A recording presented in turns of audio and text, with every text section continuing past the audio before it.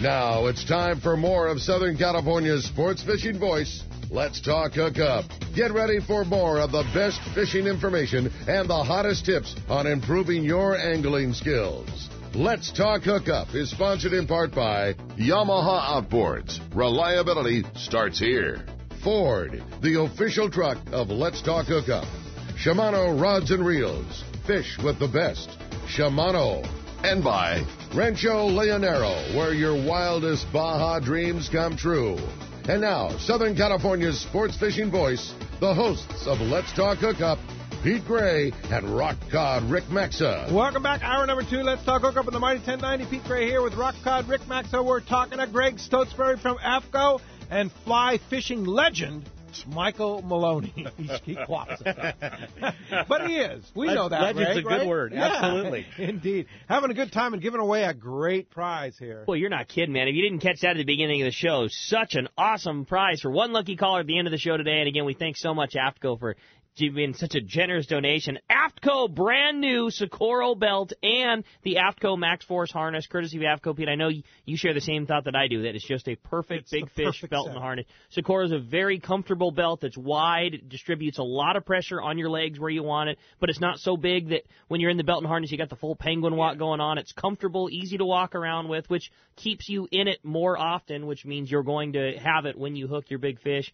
That Max Force harness, again, super comfortable. That synthetic terry cloth in the back, it stays put. It doesn't ride up on you like other belts and harnesses do. It's easy to put on, and it's very easy to adjust to you. It's a perfect outfit for a guy going on a long-range trip or fighting a big fish from his private boat. A really cool outfit. So, again, if you want to get your shot at winning that great prize, or much more importantly, your chance to talk to these two guys, great information going on today. 858 area code 457-1090.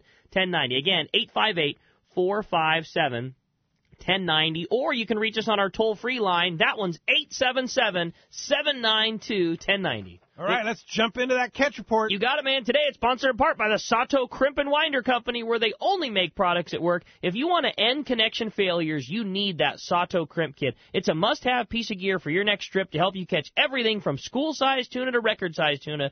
And with all brass crimps and other features, it's better than ever. It's the favorite connection method on the Royal Star, the Royal Polaris, the American Angler, and most of the other top boats. And if you haven't already, you should make it your preferred connection for Spectra de Mono or to fluorocarbon. You can get it at selected tackle stores like Fisherman's Landing Tackle or at SatoCrimpandWinder.com. And let's start off the catch report with our private boater buddy, the man, our FishDope.com reporter, Captain Mark Wish is on the line. What's up, Mark?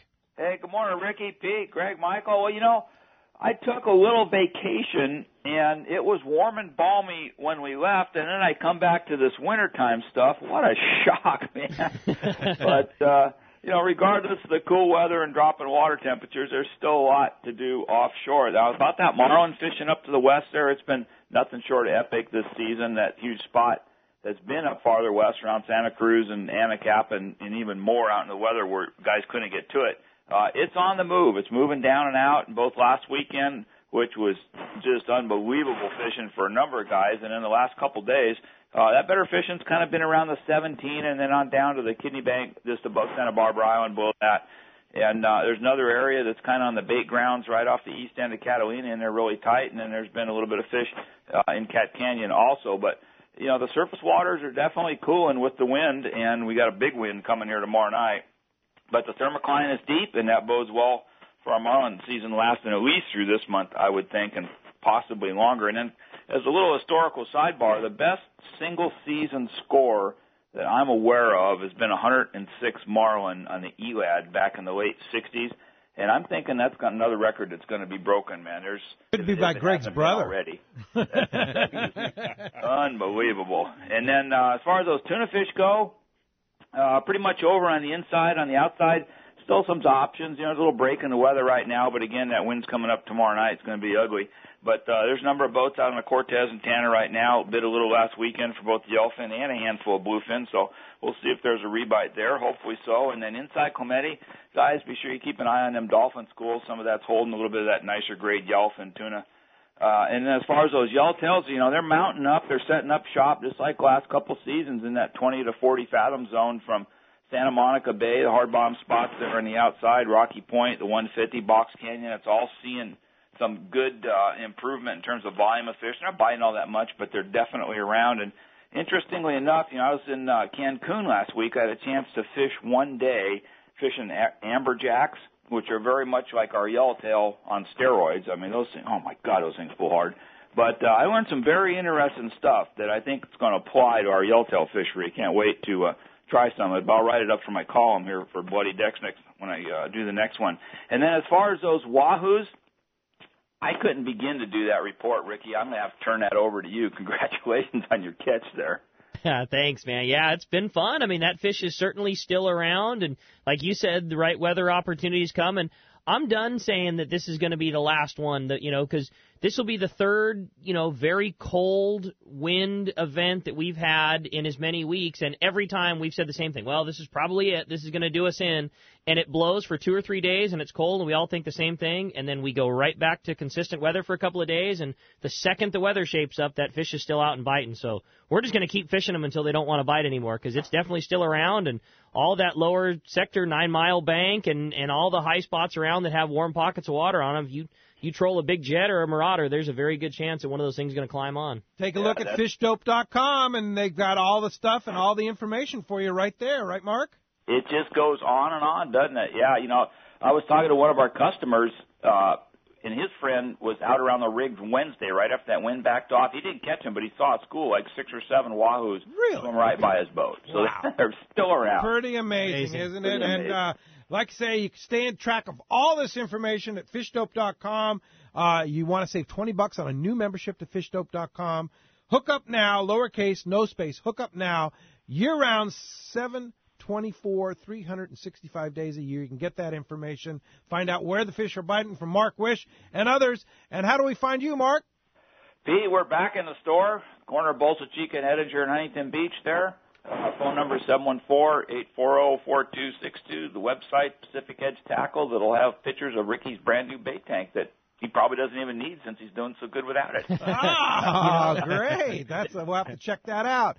Hey, thanks a lot for that, Mark, and we will talk to you next Saturday. Okay, you got it. See you, Mark. See you guys. All right, now let's head on down to San Diego, over to Seaforth Sport Fishing, and talk to our great buddy Marcos. Marcos, what's going on there at Seaforth?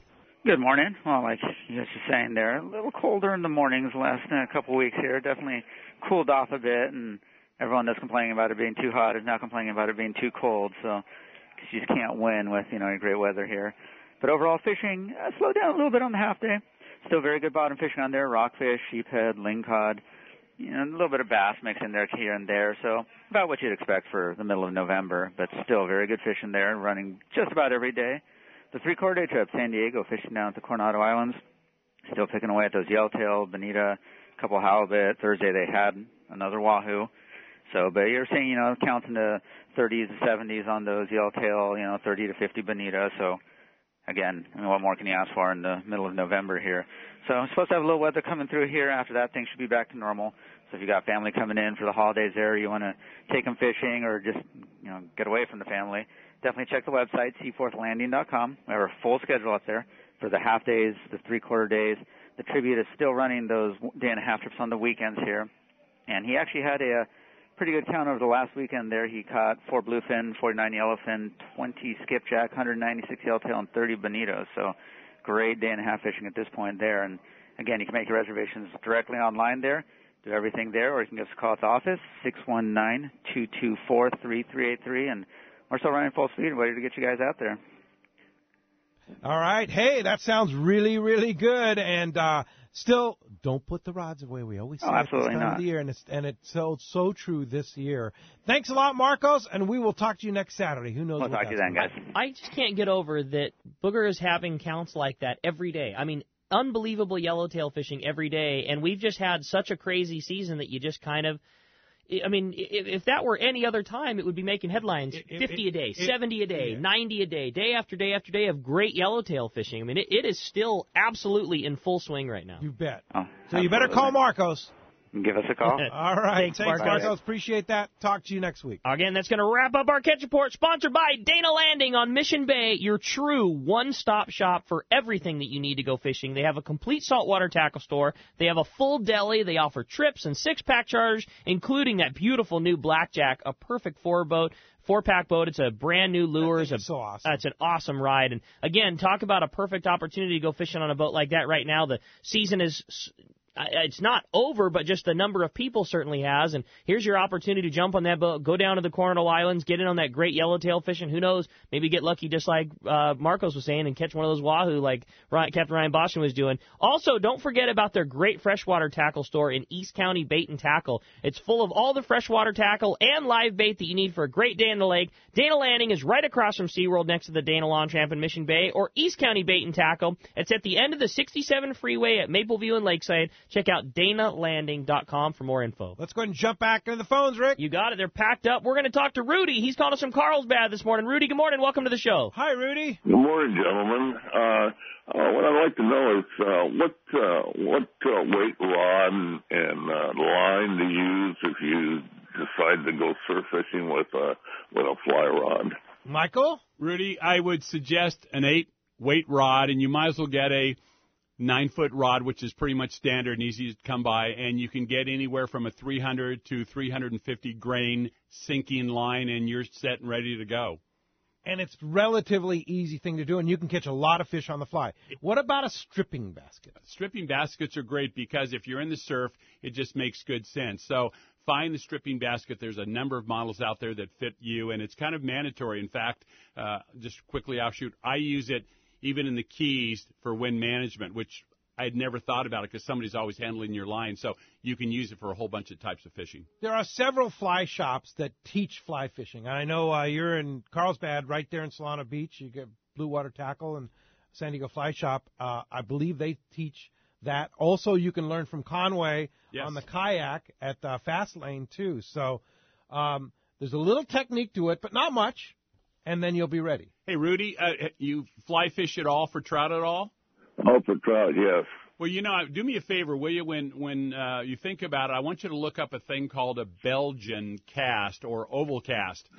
And, whether you've got a 24 size fly or a marlin, it's a tension cast, and just bring it on either up on YouTube or online, and you'll find that you can use that virtually for anything, especially weighted flies. If you try and pause at the back of a cast or the front of a cast, it creates havoc with your weighted fly. So Belgian cast or oval cast, it'll make it life easy for you. Yeah. That's good dope right there. That's really good. Yeah, I'm going to have to look that one up. Maybe get a lesson after the show. Thanks a lot for the call, Rudy. Appreciate that. Bob in Newport, you're up next on Let's Talk Hookup. Hi, Bob.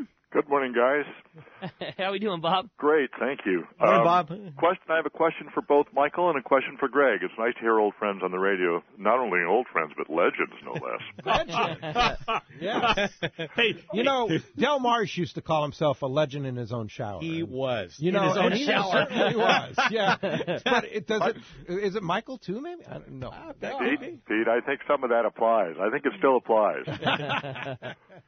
But with Greg, the mix of blacks and blues that were caught in our area this season, what's your take on the, how many, and were there any tags?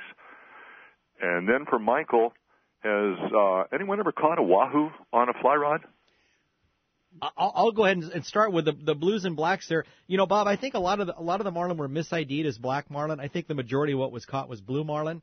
I think I only know of one fish that my buddy Rich Pallas caught up there out of Newport that I think was almost 100% for sure a black. We posted one on our Facebook page that was caught, I think, in Oceanside. Yeah. It was definitely a black. Yeah. Yeah. I think that there was some fish, though, that were misidentified. The majority of what I saw, I think we had 4 all total that we caught this year. That you saw. Yeah, the biggest one 430 pounds and the smallest one was around 100.5. Yeah.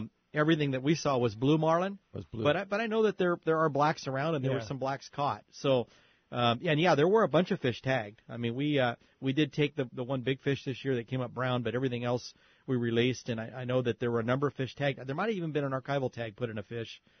At least that's what I heard. So that's kind of my take on that. From what I have seen, the black marlin that I have seen, and pretty much all down at on the long range trips and such like that, it's pretty tough not to identify it as a black marlin. They look distinctly different.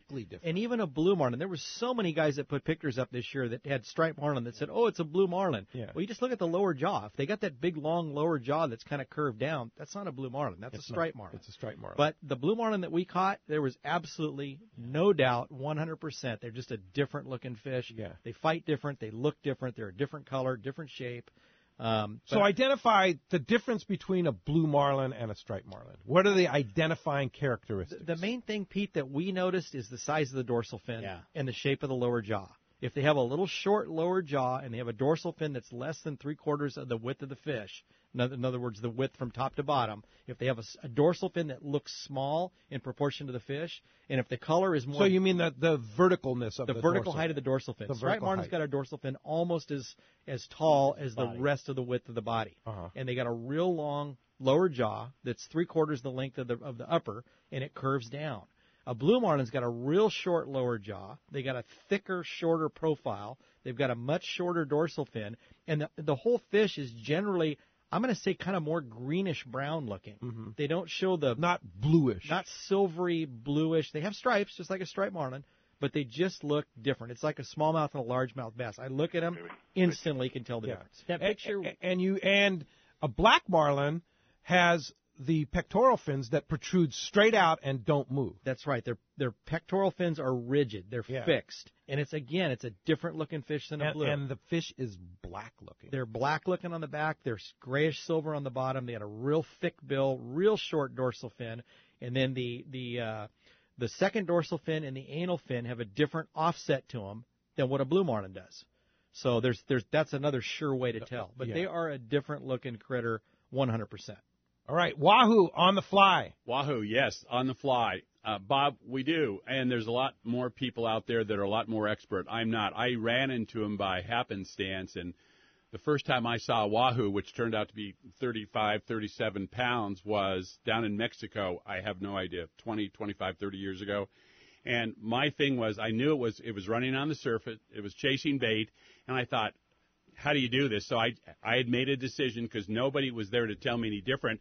I just wanted to set my drag so it wouldn't overrun itself. And number two, then I figured I've got to tuck my rod underneath my arm and strip double-handed as fast as I can. Well, all of a sudden this guy chases it down, and of course, I mean, he hits my fly at light speed, and all I could figure out is what can I figure out. So I pointed the rod tip right at the line. I followed the line with my rod tip all the way till he was engaged, let him make that one initial run, and then that was it. So, but there's guys out there who are chasing some big wahoos. Again, mine was just luck, and I got lucky on bringing him in. So.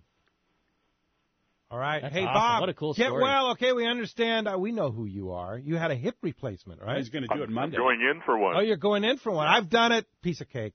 Monday. Yeah, you did it too, didn't you, Pete? I did. I had my left hip done like 5 years ago, and I'll tell you what, it changes your life. Every person I've ever heard that has had that operation all said the same thing. Yep. I can't believe I waited this long. It was the best thing I've ever done, and now they just have to pat you down at security. That's all. Or you light up a little bit. Hey, Bob. Thanks for your thoughts. Hey, Bob, I've got to tell you that when I mentioned your name to Pete and Greg, they said, you mean he could have been on instead of you, Michael? They wanted you hands down. Not even close, Michael. I'm not even close to being a legend. Yeah. Good luck with the surgery, luck, Bob. Thanks a lot for the call this morning. That does free up. 858-457-1090. Open right now. Roger in Fullerton, you're up next on Let's Talk Hookup. Hi, Roger. Good morning, Roger. So, what about Wahoo for the new boat owner, the new name for the boat owner, Wahoo? Oh, there you go. Hey, from walking on water to the Sierras reminds me, in 61, I was 16, I drove up the Whitney Portal and climbed Mount Whitney with my buddy a long time ago. 61, Great wow. area up there. Right. My awesome. question's for Ricky. Last week you mentioned a belt or a harness for the impaired bicep. What was that? Was that harness for? That is it is in the Max Force line, and Greg is going to do a much better job describing it than I, but it's the Max Force 2. And the caller last week was talking about he's got some upper body issues and not necessarily fighting a 300-pound tuna, but need something to help support the rod and reel, not fight, medium-sized tackle, but just need some assistance. And that was the first thing that came to my mind. But, Greg, I know you could mention that the merits of that far better than I could. Yeah, the Max Force 2 harness is a most guys would call it a shoulder harness, so it does fit over your shoulders, so you're pulling more from your upper back than your lower back. It is a great tool for anybody that's got any kind of upper body strength issues or any kind of impairment. I know we've actually sold a lot of these things to and given a lot of them to the Wounded Warrior Group, the guys that have different kinds of impairments on their upper limbs.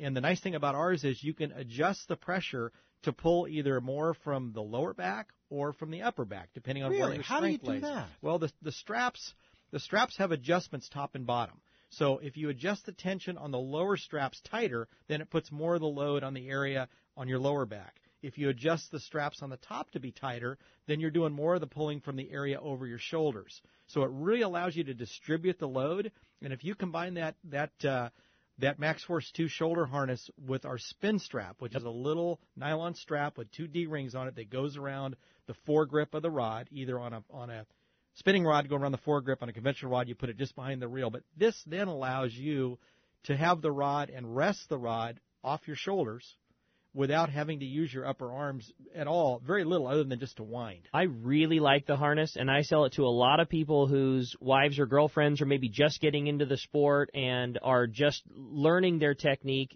This really helps that for, somebody who maybe hasn't pulled on fish for a whole long time. And, pulling on a fish is all about being comfortable, and it's learning how to keep a bend in the rod and keep yourself comfortable while you're doing it.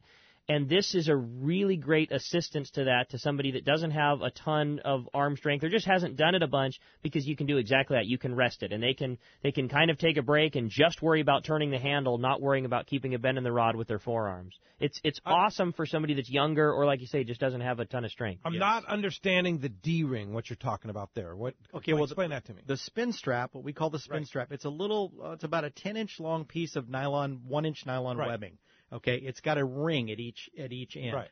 You wrap that around your foregrip of the rod. Okay. So now you have the 2 D-rings sticking up, say on a spinning rod. Okay. Then you take the shoulder harness where you have the clip ends, where you have the 2 snaps that would normally snap into the lugs of the reel. You snap those into the ends of the So of the whether it's a spin strap. conventional or a spinning rod. Correct. Normally on a conventional reel of size, you've got lugs. You've got the 2 harness lugs on top of the reel where you can clip in, but on some of the smaller reels, you don't have that. You don't have it, yeah. So you can use the spin strap behind the reel. Gotcha. The geometry is not perfect, but it'll really help you to be able to pull on that fish and not have to use just pure bicep strength to reef on the rod. And what kind of a belt do you use? Or do you use a belt at all? Generally with that, guys would use one of our smaller belts like the Alejos belt or even the Socorro belt or the new belt that we've got, the Arena, which is just now coming out, which is a $60 price point, nice little aluminum belt for spinning or for conventional. I mean, think about how big a fish you can take with your Talica 12, your Talica 16. Right. I mean, that's a reel that has significant power, but it doesn't have harness lugs. The spin strap allows you to use the harness while using a reel that doesn't have harness lugs. Can you use the spin strap with a Max Force 1? Oh, yeah. Yes. Yeah, you can. Okay. You can. But generally, the geometry is better. The pulling angle is better if with you use a shoulder-style harness. Which is with the spin strap. Yeah. Because I'm thinking, spinning gear, I'm thinking lighter conventional gear, you're really better off pulling up higher than you are down lower. Okay. You don't need the kinds of leverage that it takes when you have the Max Force 1, which is more of a sit-in, kidney, kind of low pull angle style of harness. Right. Okay. Very good. Thanks a lot for the phone call this morning. All right. Let's jump right back into the phones, this time talking to Brian. He's calling us from Claremont. Hey, Brian, thanks for hanging in there with us. Morning, Brian. Hey, good morning, guys. I just wanted to find out, and you can answer, I'll just ask the question. I didn't hear the Gundy report today. I just wondering how Gundy things reports are going tomorrow, so you're going to just have to tune in tomorrow for Gundy. Okay, I just wondered, have you guys heard anything about the shore, anything going on the shore? It's good fishing. I know it looked flat this morning coming down. Yeah. There's very little surf. The water's cooled down on the inshore quite a bit, so things are in transition. But typically, you'll still be able to catch, still in the mid-60s. Yeah. And you'll be able to catch Corbina in the mid-60s, right? Absolutely. Yeah, that's what I wanted to find out if the Corbina were still going on. There's still halibut and, yeah, absolutely. There's even guys that catch stripers in the surf, right, Michael? Well, yeah, Jim Solomon, I caught one the other day. Jim Solomon caught one the other day, and they were running down in South Bay. Yeah. So, a lot of the guys down there, in fact, there's a great group of people down there, Jim Solomon, LQ, John Whitaker is down there, and they're on a boat probably listening to us laughing now. But anyway, so yeah, just incoming tide and, look for structure in the water. And I don't do it that often, but I do it with those guys periodically to keep my education up, and they make me catch fish. But that's all you need to do, and you'll have a blast. There you go. Great time of year to be doing that. It is. Yeah, I like this transition. When we get into the fall and winter times, it seems like, and I can't necessarily speak for surf fishing, but I think it reigns true for all fishing in this time of year. Consistency in weather is a huge thing. We have weather fluctuates a lot more often in the wintertime than it does in the summertime, and you want to look for little consistencies in the weather. When the weather is somewhat stable and stays the same for a couple of days, those are always the days that fish seems to get on a bite pattern. They don't maybe bite necessarily as good when it's changing one way or the other, but when you have that consistent weather like we've had for the last several days, it blew early in the week and we had 3 or 4 days of nice weather. That's when that stable condition, that fish usually settles in and is a little more willing to bite. There it is. Thanks a lot for the phone call this morning. Hey, when we come back, we got way more Let's Talk Hookup coming for you. A big block of your phone calls, a great opportunity to get through. It's been a very busy morning. If you want to get your shot, a great time right now at 858-457-1090 or 877-792-1090. More Let's Talk Hookup coming your way on the Mighty 1090. At Dawson & Associates Insurance Services, we recommend travel insurance for your next trip. Plans include trip cost cancellation, emergency medical evacuation, and medical expenses. For the frequent traveler going at least 100 miles from home, we have an annual plan, including foreign and domestic travel that insures every trip you make for an entire year for only $267. We guarantee the lowest prices on all our travel insurance products. Call Bob or Christy at 619-460-5615, or to view prices or apply online, visit safariglobaltravel.com. That's safariglobaltravel.com.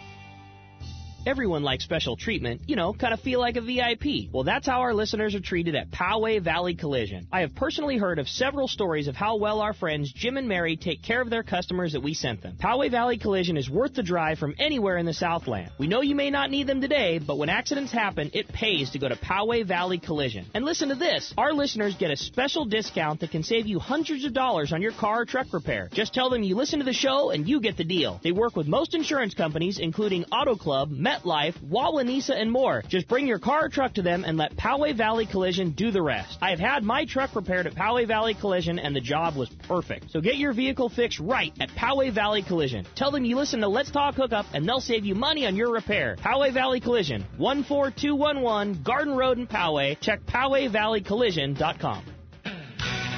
It's time to talk about great product from Power Pro. And I'll tell you what, Max Quattro saw it at Fisherman's Landing Tackle yesterday. Sure. If you have not tried Max Quattro for casting, especially on a Tranx, it's pretty amazing. Yeah.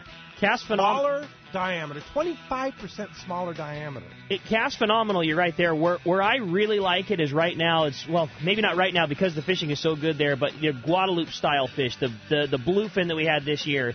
Any big fish scenario on a small reel. Talica 10 is my favorite reel on the planet, but it's a fairly small reel for taking big fish. Max Quattro is a line that gives you the strength of the original Power Pro in a skinnier size. So where I normally would fish 65, but I really wanted the capacity to 50, now you get the best of both worlds. You load that reel with a 65-pound Max Quattro, you're getting more line on the reel than you would have if you were fishing 50 pounds. Exactly. So check it out, Power Pro Max Quattro at your favorite tackle store.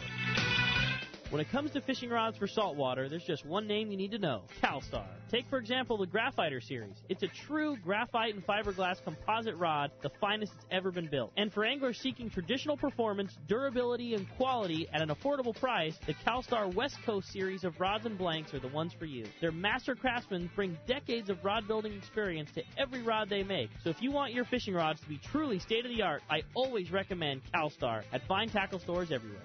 Come join fly fishing superstar Conway Bowman for 2 very special and very limited Fishin' Mission Fly Fishing Edition at Fast Lane Kayaks in Mission Bay. This is your chance to get on the water instruction from Conway on a new Hobie Pro Angler 14. Even if you have never touched a fly rod, this is a great opportunity to learn from one of the best. 2 sessions, Saturday, November 21st and Saturday, December 12th, each limited to just 10 anglers. So call Fast Lane now to reserve your spot. 619-222-0766.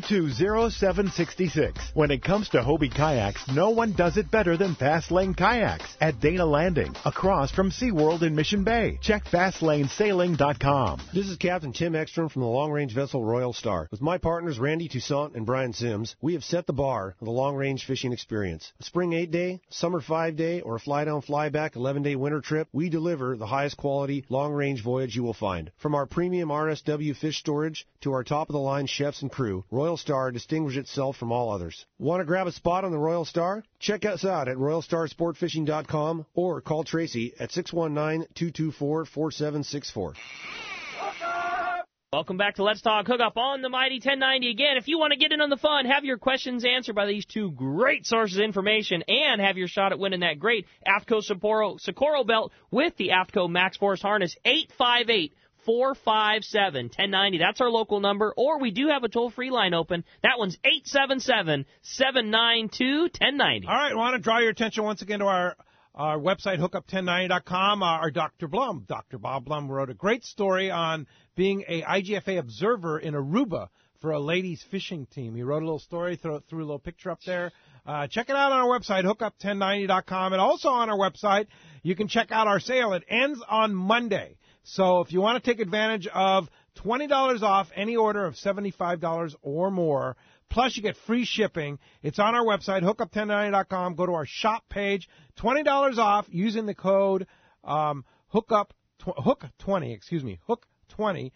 You'll see the code right on the shop page, and $20 off any order, $75 or more. You can get those flying fish lures, which are really, really cool. You can get the Let's Talk Hookup Aftco performance shirts, the Aftco travel shirts, which I travel with all the time. Yeah, those are popular. Let's Talk Hookup embroidered logo on there. Those travel shirts, once you start wearing them, they're pretty amazing. Yeah, that material is really nice stuff. Yeah, it's something that's stayed in the line year after year because they're so popular. Yeah, you can wad that thing up, put it in your luggage, and wear it the next day, and you look fine. It is amazing. That's my style, man. If you're a lame bachelor like me, that laundry isn't exactly your strong suit, you can fold that thing up, fire it in the duffel bag, shake it 2 times. I'm good to go, man. Aftco shorts with our Let's Talk Hookup embroidery on there. So check it out. It's all on our shop page, hookup1090.com. Go to the shop page, $20 off. Use the code HOOK20 at checkout, and you'll get $20 off a order of $75 or more, plus free shipping. Also want to bring your attention to our Facebook page, like we talked about earlier. You can see Rick's new boat with the Wahoo on there. And then earlier in the week, I was in Costa Rica. Yeah. That's why I wasn't on the show last Sunday. They have a new nonstop flight out of Los Angeles on Alaska Airlines, one of our partners here on the show, that goes not only to San Jose, Costa Rica, but also to Liberia, Costa Rica, which is really an awesome place because literally you're 30 minutes from the beach when you land in Liberia. It's a nonstop flight. It's 5.5 hours from on Alaska Airlines, and they have some really great fares too. But we stayed at a beautiful resort, the Hyatt Andaz on the Papagayo Peninsula, and I got to visit the Marina Papagayo, which is kind of a new marina in that area, and just a beautiful, beautiful zone. And the Costa Rican people are just so great, and the country's so beautiful. Beautiful down there. It's just fantastic. So check that out. That's on our Facebook page, hookup1090.com. Go to the top right. You'll see a link right to our Facebook page, and just friend us on Facebook and check it out. And I'll talk more about that Marina Papagayo and the opportunities that I saw for future fishing in that area tomorrow on Let's Talk Hookup. So tune in tomorrow, and we'll discuss Costa Rica. I got to have you go rewind for just a second. The first thing you said was Bob Blum was in Aruba judging a woman's fishing team. He was an IGFA certified How do we get observer. that gig, dude? Are you kidding me? You signed me up for that. No, Marlin fishing in Aruba. Well, Ricky, you got to get the, you got to find out what's going on out there. Sign me up, man. That sounds. I'm good for that duty. No problem. Little wintertime thaw out in Aruba on a all-women's fishing team. I'm in, man. No read problem. Read the story. It's Count on our me in. website, right on the front page. Check it out. Sounds pretty darn good. Well, hey, the phones are definitely packed up. Everybody wants to talk to these guys. How about we jump back in and talk to Doug, who's calling us from Montebello this morning. Good morning, Doug. Welcome to the show. Hi, I was going to change my question here. Suppose you get tangled up with a gill net on an anchor. Is there legality as far as getting it off, or can you just cut it off? That's a really good question. I mean, I guess if you got your anchoring gear caught up in a gill net, you would you'd do your best just to get out of it. I mean, I wouldn't want to be tangled up with that gear and have it anywhere near my wheels or anything like that. But as far as the legalities of it and everything, I have no clue. I have no idea. But I mean, in general, if I get tangled up with any commercial gear, I'm respectful of them like I'd be respectful of anybody else. I would try to get out of that gear and move on my way, whether it's a lobster trap or a gill net or whatever. It's that's somebody else's gear that's trying to make a living, and even though we might not agree with the method, and it's expensive. I'm going to do my best to stay out of their way. Yeah. Very well said. The other thing too, if you ensnarl something and you leave it to fall down to the bottom, that's going to be fishing forever. Yeah. And you don't want that. That's one of the big rubs on gill nets. They're fishing whether they lose that gear or not. Same as a purse seine that's snagged on a rock. Right. That thing fishes forever. And it's self-propagating because every time it gets fish in it, more fish are attracted. And that's why we don't need them in Southern California. Exactly. Yeah, for sure. Thanks a lot for the call this morning. All right, how about we jump right back in and talk to Brad calling us from Rancho Penasquitos. Hey, Brad, welcome to the show. Hello. Hi, Good Brad. morning. Good morning, Brad. A previous caller called in and raised the question of a wahoo on fly rod. And Bruce Smith, owner-operator of the Fortune, formerly of the Shogun, has a great YouTube videos of a lot of different species, marlin, wahoo, a clipperton. It's very exciting, and I'll just give your listeners a heads up on that. Yeah, I've discussed that with Bruce, and I've been fishing with Bruce before, and Bruce was talking about fishing Clipperton and other places when he was running the Shogun and catching wahoo on the fly. He's a heck of a fisherman. He's an amazing fisherman. He had a giant cutthroat at Pyramid a couple days ago. Yeah. Oh, giant. I've been to Pyramid with him. And you have? Oh, yeah. I got to talk to you. He is amazing. Yeah, he's really good at that. I know he is. Yeah, core. He's really very good core. at it. But that is fishing at Pyramid is core. That's what I'm saying. Hardcore. Yeah, especially in the winter. Yeah. But it's pretty cool. Hey, thanks a lot for that tip. Appreciate that. I believe his website is but if you just Google Bruce Smith and wahoo, or you Fortune. Yeah, I bet if you did Fortune Sport Fishing, I bet that would take you right to it. That'll take you. You'd find it. Yeah, no doubt. All right. Thanks a lot for the call. All right, let's jump right back into the phones. This time we're going to talk to Don. He's calling us from Woodland Hills this morning. Hi, Don. Welcome to the show. Hey guys, good morning. Thanks for taking my call. Hey, I just wanted to thank all the people at Aftco for the great gear that they make. My favorite short now when I come home from work is to throw on a pair of your board shorts, a nice Aftco T-shirt, and I'm just relaxed for the rest of the day. Thanks for that, Don. We appreciate it. It's good to know that people like wearing the product, and we appreciate the comment. Thank you. It's even my go out and work in the backyard shorts. So they hang on and just take any kind of abuse I can give them. Yeah, definitely. It's when you have a year like this. I think I started wearing shorts back in March or April. And I finally put a pair of long pants on here a couple of days ago. But otherwise, it was straight Aftco stealth shorts and board shorts all year long. Oh yeah. Don definitely does bring up a good point. And like you said, with the new kind of high modern fabrics, the shorts are not the cheapest things in the world. But when you buy a pair of Aftco shorts, they last so long. And there are definitely similar shorts by similar people because we sell a lot of different things in the tackle store, and you see things that come and go. And some of the very lightweight, nice to wear materials, sure, they're great when you first put them on, but if you're spending $70 on a pair of board shorts, they need to last you. And that's the thing about those Aftco shorts. They all do that. They are built for durability, and we know that our customer is a guy that's going to wear that stuff and wear it hard, and he wants good value out of it. He's going to pay that kind of dough for a short. That thing's got to last many, many seasons. And, I mean, even my stealth shorts that I've worn since day one, they got a lot of squid ink on them, but other than that, they're still very wearable. What does Greg Stotesbury wear? You can wear anything that Aftco has. What do you like? Okay, my favorite combination that I'm wearing pretty much week in and week out now, like when I'm on the boat, especially through this marlin season. I like the Stingray 4-way stretch shorts. Those are great. I Love wear those. the Stingrays, and I wear a Samurai non-hood. Okay, so the Samurai. I wear one of our masks. Okay, which I love. I love those things. Wear them all the time. And then one of our new 5-panel or 6-panel baseball trucker style hats. But for me, the Stingray. That is the short. That's the short. Yeah. What about when you're going out casual and go have a cocktail with some friends or something like that? I like the stealth shorts. Yeah. Stealth short's a nicer kind of a hybrid short. It's not really a board short. It's got a lot of pockets. It's got belt loops and all that. But it's a sharp looking short. I mean, you can wear that thing to the club meetings. I can wear it going out down by the harbor, whatever. I'm wearing that with our M50 leather sandals and maybe one of our travel shirts. I wear that travel shirt all the time. Me too. I've got 6 of them in the closet. Yeah. I rotate through those things. Yeah, it's the most comfortable shirt. I think Michael would even like them. I think we get him out of that Oxford. You can iron them too. Does it come in my size? Absolutely. Because I love their products, but I always worry that maybe I'm a little too big. But you would look good in an Aftco travel shirt. No, we get you out of that Oxford shirt here any day. There's a lot of T-shirts going on around the table, and one not. Hey, thanks a lot for the call this morning. Appreciate that. Hey, let's jump right back into them. Charlie in Gardena, you're up next on Let's Talk Hookup. Hi, Charlie. Hi, good morning, Rick. I was wondering if you could talk about technique for the wahoo that you've been catching and, maybe the jigs, and do you set the hook, keep winding? How do you do it? Well, we've had our best success trolling big straight pull type lures. I know that the most traditional wahoo lure out there is a marauder for sure, and I know probably more fish than not have been taken on marauders this year, but I don't know what it is about us, but we get bit much better on big straight pulled lures. So I like big jet heads and those big catchy tackle spinners. That's definitely been the favorite for us. We've had 18 bites this year, and of the 18 bites, only one has been on a marauder. So I know that they get bit very well, but I think part of marauder fishing, too, is a lot like a good surface iron, and it's very important that lure tracks extremely straight.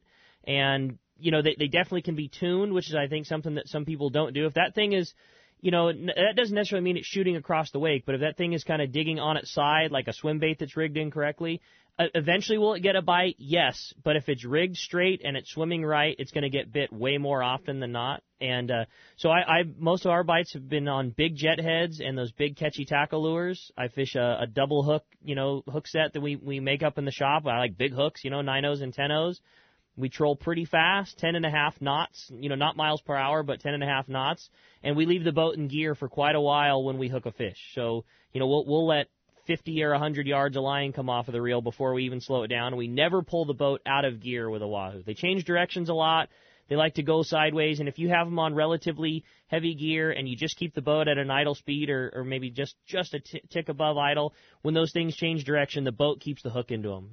And you never stop turning the handle, ever. Right? Yeah, don't pump the rod either. It's a fish you don't really want to worry about your rod belt too much. Don't dip your rod to them. Just turn the handle, keep it in high gear, grind them to the boat, and put a gaff in them and throw them on board. How about if you wire up a marauder? Do you go straight to the marauder, or do you put a snap ring in there? I think either of the two certainly works just fine. I like to go right to the lure. I think that the loop is a little tighter, and I think that it probably runs a teeny bit better. But, we have made up and sold thousands of the marauder harness using a McMahon-style scissor snap, and that's how virtually every fish gets caught on a long-range boat. So I think that those work absolutely fine. If I had my druthers, though, I like to wire it right to the lure. All right, there you go. Thanks a lot for the phone call this morning. Greg, talking about catching fish, fish, especially like a wahoo. One of the things that a lot of the captains talk about, and I know Mike last Sunday when I was on my way to Los Angeles to get on the plane, was talking about was keeping. A lot of fish get lost with guys trying to put the rod in the rod belt. Mm-hmm. And I know you guys make rod belts, but let's talk about that. When is the right time to get that rod butt in the rod belt? Not as soon as the angler starts whining. I'll just tell you that. Because I see it so often. They're whining about the rod belt, and they're afraid they're going to get hurt. And I just tell them, put the rod under your arm and turn the handle. Just worry about keeping the line tight until everything is settled. And, I personally, for most of my kinds of fishing, I'm not real big on putting a rod belt on unless I absolutely have to. If I'm really pulling hard and using a harness, obviously I have a rod belt. But the right time is not immediately. Right. It's after the fish settles. And I keep the boating gear a lot, Rick. That dope you just gave on the wahoo fishing, I mean, that's awesome dope right there. It's all great stuff. And I am a big proponent of keeping my boat in gear. We fought that big blue marlin. I never took the boat out of gear. Never took the boat out. Never took it out of gear. I kept that fish in the lead the whole time, kept him right off the port quarter in the back of the stern, and just led the fish the whole time. We dictated. He didn't dictate. Yeah. And so with the rod belt, to answer the question, put it on when everything is settled, the boat's in gear, the fish is settled down and pulling. Don't put it on as soon as the angler starts whining for the belt. Yeah. Because what will happen is they'll whine for the belt. You go to put it on them. They'll be paying more attention to putting the belt on, and they quit turning the handle, and the fish goes away. Seen it 100 times. Yeah. And you're not going to hurt yourself by not having the rod belt. Breathe through your nose. Put the rod, put the butt underneath your arm, and turn the handle. You want to be paying attention to the tip of the rod, not the butt section. Yeah. And if you're watching the tip the whole time, you're going to know that there's a bend in the rod. You're never going to put slack in the line. But I mean, you just think about it. If you look, instead of looking out at the end of the rod, if you're looking down at at your rod belt and you're trying to find the gimbal, and you're trying to look it on, you're worried about the wrong end. You're not, the tip is doing whatever it's doing, and if that fish is coming at you, the rod goes slack, the hook is loose, and especially on a fish like a wahoo where it's a hard bony mouth, they'll fall out. But it's that way with anything. With any fish. Yeah, that's one of my pet peeves. The whining for the rod belt. Oh yeah. If you do that on our boat, you're going to get some abuse. Yeah. Oh yeah. And you deserve abuse. Yeah. You don't need the rod belt. Yeah. Just shut up and whine. Yeah, shut up and whine. I might even add a couple of other words in there. Turn the handle. Turn the handle. What about in fly fishing? Really, one of the things that you see a lot in fly fishing is guys working to get the fish on the reel. Talk about that, because a lot of fish get lost in that time when guys are trying to get because the same thing holds true. Is it the line goes slack and you lose the fish? You do, and it's really funny watching, and I'm not saying this happens all the time, but for instance, we get a lot of trout fishermen going out to saltwater for the first time, and let's say they're not chasing bonefish, they're chasing small tarpon, 50, 60 pounds, whatever. And the first thing they do is, we try to tell them what the mouth is like. We say it's a brickyard, and you're going to reset and reset and reset. I don't care how many times you're going to reset, a dozen times, 20 times. You're just until all of a sudden. But the first thing they do is they want to lift up like a trout. And I always like to say, that's not the kind of bend we're looking for, because basically we're trying to put a bend in the butt section and keep the rod tip so we don't snap a tip also. And it's a particular way of fighting the fish. But the slack, people don't watch their line. And so all of a sudden you see that dip and you're trying to tell people you need to take in that line. Well, if you've got a tarpon, although it's not a super fast fish by any stretch, and he's turning for you versus away, people can't reel enough. And I've told people periodically, if they were accomplished, strip in the line, get off the reel, just strip it, and then when he turns, let it go out smoothly. But people don't watch the tension. It's the number one problem, where to put the bend in the rod and watching the slack. The slack, it'll just blow out in a heartbeat. More tarpon come out, they toss a fish, which you guys are all used to seeing. We all see it. It happens with tarpon. But people don't understand how sensitive that slack issue is with a fly rod. It's everything. It is. So why do fly fishermen bow to the king? So when a tarpon jumps, all you're trying to do is when historically the fish gets closer, and whether they see a boat or not, they really don't care, and they're in the air. What you're trying to do is there's that fine line between when that line is going to part company. The hook may remain in, which nobody wants, of course, but you bow to throw a little extra slack. When he comes down, it'll just give it like a little bit of shock absorber. You're worried about snapping the line. Yeah, if you keep him tied all the way up to the boat, almost all the time you're going to lose him. So there's this little fine line. So when you're bowing, you're throwing, 2, 3, 4 feet of line out, 25, 30 feet. Some people will bow 100 feet out. Now, maybe they can do it, but I can't throw 4 to 6 feet of line through 100 feet of surface water. So that's more so when the fish gets close. That's it, and you want it, and there's that fine line. If you give him too much, he goes away. He goes away. But if he comes down tight, there's more even chance that he may just snap that line, because that line is also starting to get worn at that time. Yeah, and you're using basically nothing more than 20-pound tail. That's the max. That's what we use max. Some of still use 16, some 20. That's it. Yeah, that's cool. Right. That's Good very stuff. cool. Yeah. Hey, when we come back, we're going to find out what lucky guy's got himself a brand new Aftco Socorro belt and the Max Force harness. More Let's Talk Hookup coming your way on the mighty 1090. I'm very excited to share my experience with the new Simrad NSS Evo 2 touchscreen chart plotter and sonar unit I just installed on my boat. I've been a Simrad electronics fan for many years and always enjoyed the ease of use and incredible technology. Last year I installed the new 4G broadband radar and could not believe the difference. So this year I upgraded to the new NSS Evo 2 and it's amazing. With an easy-to-use tablet-style interface that's fresh but familiar, the Simrad NSS Evo 2 combines a multi-touch screen with push-to-select rotary dial for precision control and speedy response. The core of any marine electronics for me is how it marks fish, and the new NSS Evo 2 with built-in Sonar Hub sounder technology, including chirp and structure scan, can't be beat. Now, the true test is whether I need to pick up the manual to figure it out. And guess what? The new Simrad gear is so easy, I didn't need it. There's a lot more to the new Simrad NSS Evo 2 system I'd like to tell you, but best to just go to your local Simrad dealer and check it out. Or see simrad-yachting.com for more details. My angler H2O. Like the mighty flounder, I will keep one eye on the pole and the other watching for rogue waves. I'll save water by taking shorter showers and enthusiastically celebrate Talk Like a Pirate Day. I will chat up the locals before launching in unfamiliar waters. And I will always, always wear my life jacket.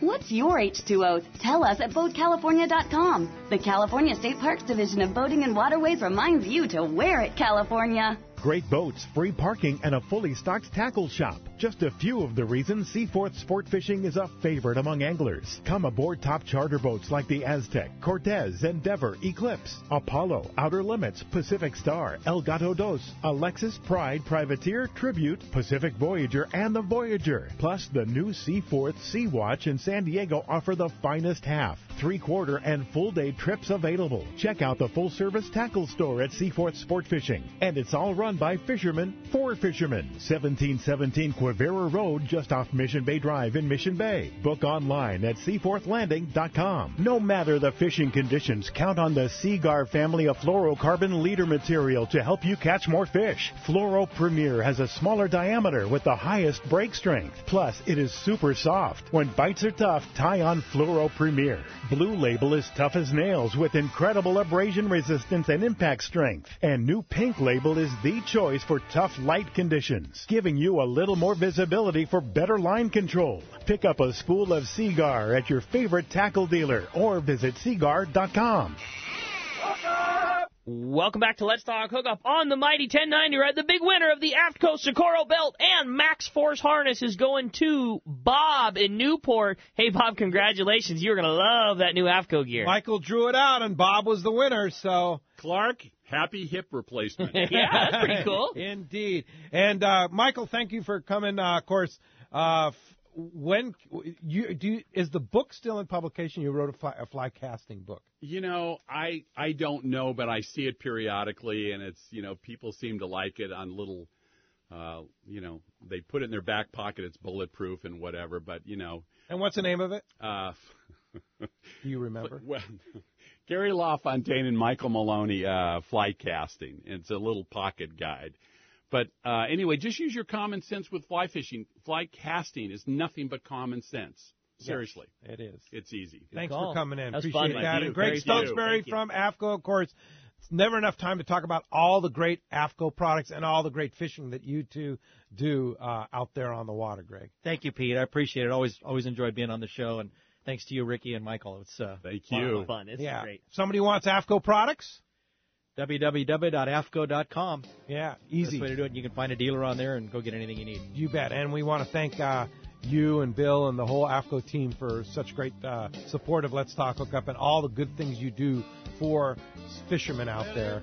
And good luck tomorrow when you're testifying for the PFMC. I know you're doing the right thing for recreational angling. Thank you, Pete. Appreciate it. And one more thing, congratulations to you and Vivian. Oh, thank you. Thank you so much. Together, for sure.